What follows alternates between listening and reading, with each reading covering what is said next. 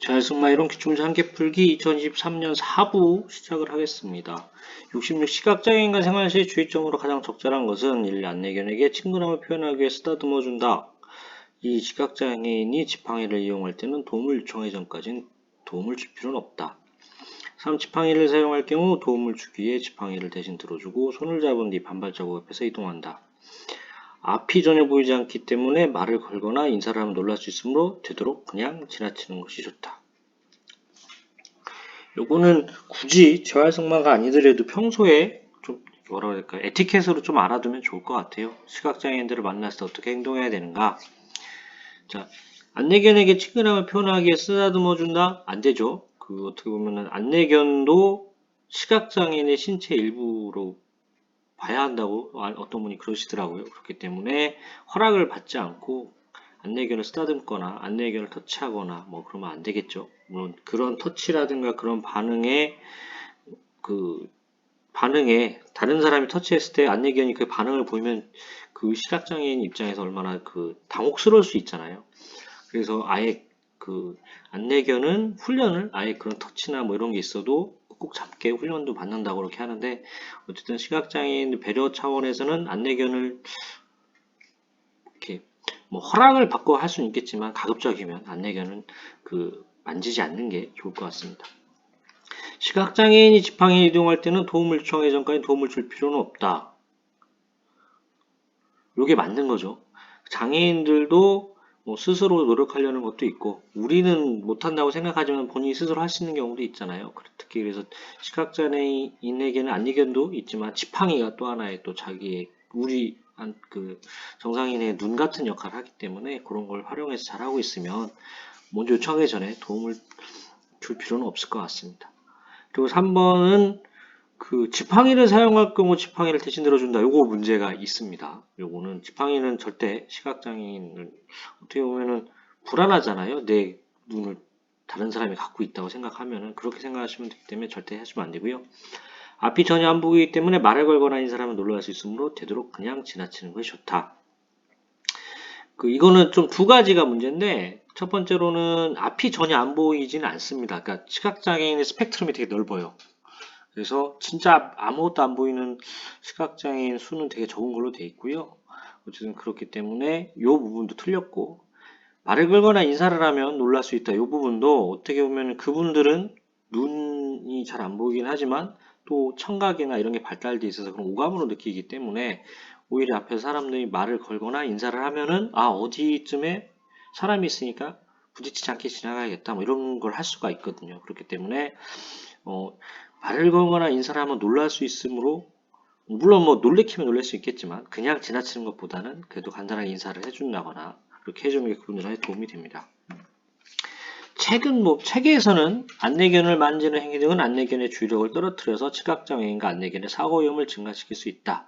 이런 행위는 반드시 금해야 된다. 이렇게 해서 1번이 틀렸고, 그리고 3번 같은 경우에도 시각장애인이 지팡이 사용하고 걸을 때는 지팡이의 반대편에 서서 팔을 내어주는 것이 좋다. 어떻게 보면은 시각장애인 입장에서는 두 가지 내가 길을 보는 걸 두 가지를 갖게 되는 거잖아요. 그래서 반대편에 서서 팔을 내어줘라.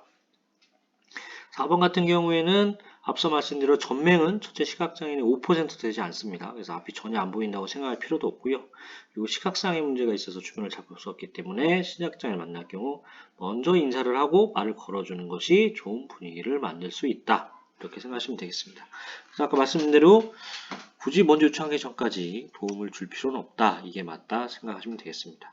어떻게 보면은 장애인에 대한 어떻게 접해야 되는가 문제를 할 때 동정이나 뭐 이런 마음을 가지고 도와준다 이런 표현 나면 틀리잖아요. 그런 맥락이라고 보시면 좀 좋을 것 같습니다. 67 다음 설명에 해당하는 장애로 옳은 것은 가장 흔한 염색체 질환이다. 21번 염색체가 2개가 아닌 3개인 경우 지적장애, 신체기형, 전신 기능 이상, 성장장애들을 일으키는 유전 질환이다. 1. 자폐성 장애, 2. 조현병, 3. 연골 무형성증, 4. 다운 증후군. 솔직히 이 부분은 저 개인적으로 좀 마음이 아팠어요. 뭐 주변에 뭐 이렇게 가끔씩 있잖아요. 그런 분을 생각하면서 마음이 아팠는데, 어쨌든 이런 분들을 말과 함께 해서 그래도 좀 개선시키는 거, 이게 자율승마 지도자의 또 임무고 하니까 이런 부분들의 각 장애에 대한 특징을 좀 알아두면 좋을 것 같습니다. 염색체 질환, 이거는 다운 증후군이죠. 다운 증후군 말고는 교재에는 염색체 질환에 대한 내용은 나오지는 않습니다. 그래서 염색체 나오면 다운 증후군이다 이렇게 생각하시면 되겠고요. 21번 염색체가 2개가 아닌 3개다. 요거 알아두시면 좋을 것 같습니다. 일단 자폐성 장애는 하나씩 설명드리면 36개월 이전에 발생하고요. 되게 어린 나이에 발생하죠. 그러다 여아보다 남아에서 3배, 5배 많이 발생합니다. 요거는 여아에서 많이 발생한다. 이런 식으로 문장이 한번 난 적이 있어요. 남아가 많이 발생한다. 요거 하시면 되겠고요. 다른 사람들과의 관계를 맺고 유지하는 일에 어려움을 갖는다. 조현병, 정신분열이라는 명칭이 준 의미를 개선하고자 명칭을 개정을 했고요. 조현, 그러니까 현악기의 줄을 조정한다. 현악기의 줄을 조정하기 때문에 조현을 말하는데 신경계나 정신의 조정이 잘 안 된 상태를 치료할 수 있다는 희망을 가진 명칭입니다. 연골 무형성증, 연골이 형성되지 않는 증이라는 거죠. 그래서 형장판 연골이 뼈로 바뀌는 과정에 문제가 있어서 뼈 길이가 길어지지 않게 되는데 유전적인 문제로 발생하는 경우가 있습니다. 그래서 67번 답은 염색체, 그러니까 다운 증후군 이렇게 하시면 되겠습니다. 68 뇌성마비의 임상적 분류 중 다음 그림과 같이 겨냥 이상과 관련 있는 유형은 1. 경직형, 2. 무정유형, 3. 저긴장형, 4. 운동실정형. 요거는 겨냥 이상이라는 단어를 줬잖아요. 이게 여기서 이제 바로 답을 찾을 수 있어야 됩니다. 물론 이 그림, 겨냥 이상이라는 그 단어를 주지 않고 손가락만 이렇게 토끼인형 가리키는 이 그림만 보고도 맞출 수 있어야 됩니다. 참고로 뇌성마비는 다 중요해요. 다 문제가 나오기 때문에 경직형, 무정형, 운동실조형 다 알아야 되고요. 저긴장형이 그냥 제가 체크한 걸로 좀 통계적으로는 덜 나오는데 원래 이렇게 좀 덜 이렇게 하면은 또 시험에 간혹 나오기 때문에 뇌성마비는 꼭 알고 가셔라 이렇게 말씀드리고 싶습니다.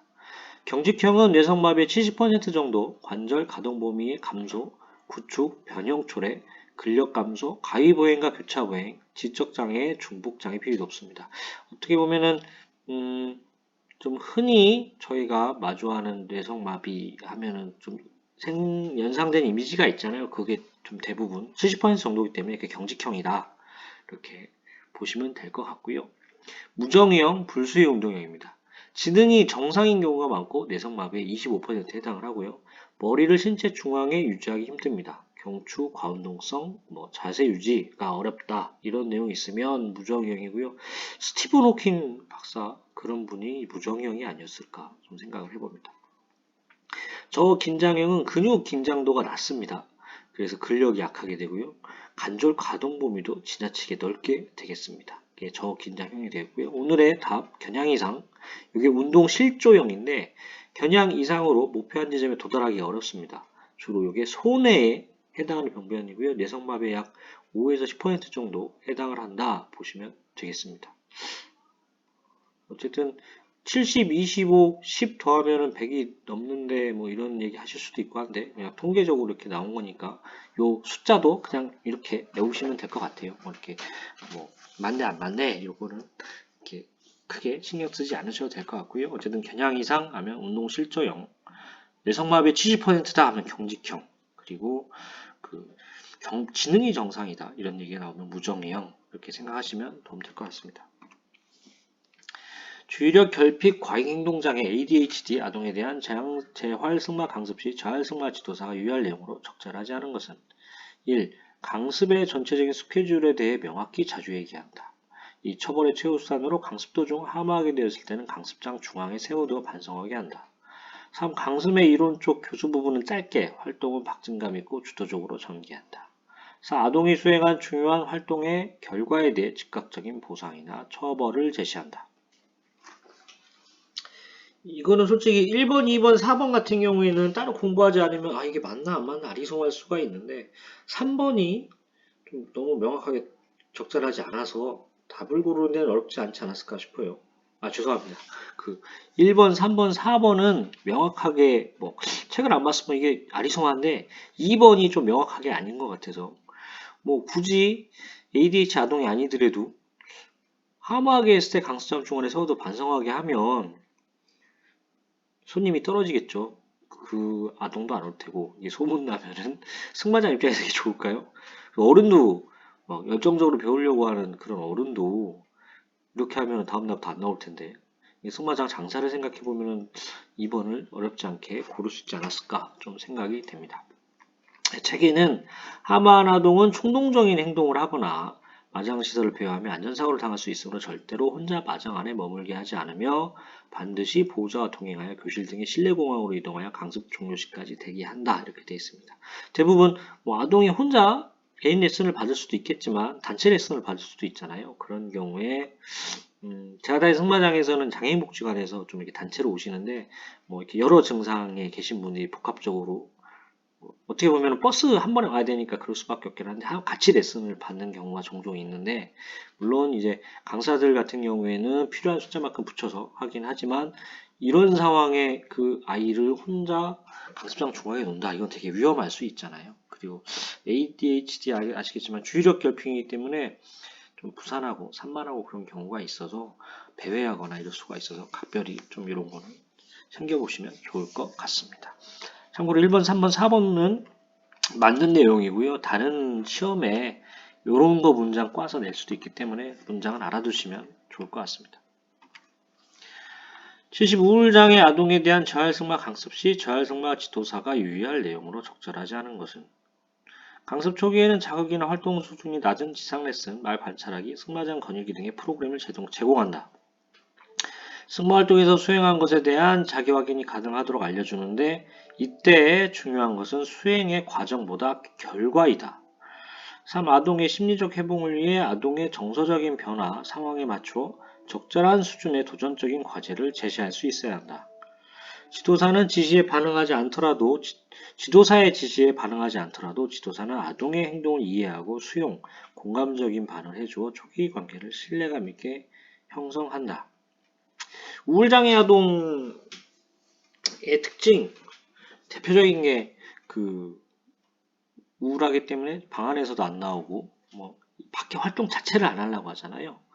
뭐 일본에서 유래한 것 같은데 히키코모리 약간 이런 느낌의 그런 특징이 좀 있는데 이런 아동 같은 경우에는 재활승마에서 말을 타갖고 기승술을 연마하는 것도 좋겠지만 먼저 그 사회에 나오고 사람들과 유대관계를 갖고 이렇게 그런 우울한 기분을 심리치료하고 이런 부분들이 더 좀 선결이 돼야 될 것 같아요. 그래서 1번처럼 바로 말 타라 이것보다는 지상에서 이론을 가르친다거나 뭐 말을 쓰다듬어 준다거나 관찰하거나 승마장 거늘기 이런 식으로 뭐 사람이 햇빛만 봐도 우울증이 상당히 개선된다고 하잖아요. 이제 그런 프로그램도 같이 엮어서 해주는 게 좋고요. 보시면 2번이 적절하지 않습니다. 결과이다. 이게 보면은 일반 회원은 결과가 중요하잖아요. 이거 동작 했어 안 했어?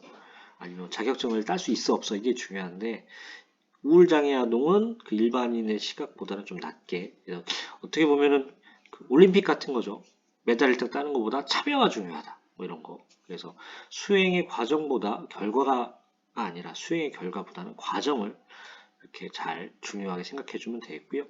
어쨌든 심리회복을 위해서 정서적 변화 상황에 맞춰 적절한 수준의 도전적인 과제도 제시할 수 있어야 되고 그리고 반응이 없더라도 막 거기에서 화를 낸다거나 그럴 게 아니라 아동의 행동을 이해하고 공감을 해주고 그래서 서로 좀 신뢰관계를 쌓아가서 차츰차츰 변화를 느끼게 해주는 것이 중요하겠습니다. 그래서 책에도 이게 수행의 결과보다 과정이 중요하다 이렇게 나왔고요. 우울장애 아동에 대한 재활승마 감수시 유의사항 요거는 21년도에도 한번 나왔던 문제니까 요건 참고해 주시면 좋겠습니다.